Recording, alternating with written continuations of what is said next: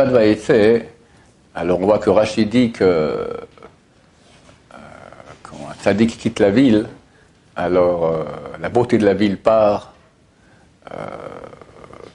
Et on pose la question, pourquoi est-ce que ça n'a pas été dit à propos de tous les tzaddikim qui ont quitté des villes aussi? Abraham a quitté Ur-Kasdim, il est venu en Israël. Après, il a quitté Israël, il est parti en Égypte, et puis il sera aussi. Enfin, pourquoi on parle de Yaakov qui, lorsqu'il quitte la ville, alors la beauté de la ville part? Alors, il faut comprendre que Rashi, il ne vient pas nous faire des midrashim et des explications comme ça pour rien. Lui, il explique le verset. Il a dû voir dans le verset une chose qui demande explication. Alors, il a expliqué comme ça. Et qu'est-ce qu'il a vu? Il a vu effectivement une chose qui demande explication. Au début de Parashat Vayetze, c'est marqué que Yaakov est sorti de Beersheba et parti à Haran.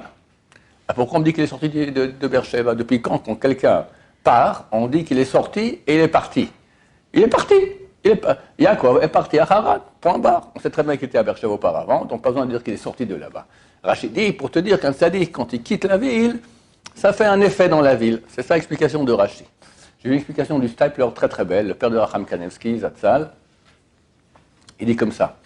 Il dit que quand quelqu'un part d'un endroit à un autre, il peut y avoir deux raisons à cela. Ou parce qu'il veut ne plus être dans le premier endroit, ou parce qu'il veut être dans le deuxième endroit. Ou les deux à la fois. Quelqu'un va demain, par exemple, à Paris, voilà, ça s'il part demain à Paris, la semaine prochaine, c'est pas parce qu'il ne veut pas être ici. Il a une chose à faire à Paris, donc le but c'est là-bas. Quand quelqu'un maintenant, Yaakov, il est poursuivi par Esav qui veut le tuer, alors il quitte Beersheba, lui, peu importe où il va aller. L'important c'est décamper maintenant parce que je suis en danger de mort, quelqu'un veut me tuer. Or, Yaakov, il a reçu deux ordres, un de son père, un de sa mère.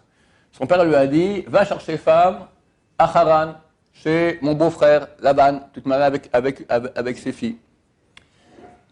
Rivka, la mère de Yaakov, lui a pas dit ça. Elle lui a dit, écoute, j'ai entendu, Roi HaKodesh, que Esav veut te tuer. Esav a dit ça dans son cœur, mais elle l'a vu.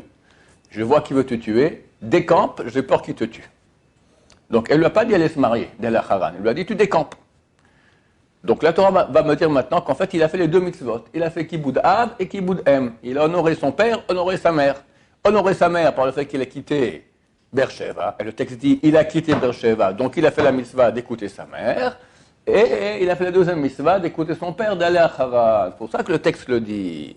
Très beau chidouche, très juste du Stipler. Baruch Adonai, l'olam, amen, va amen.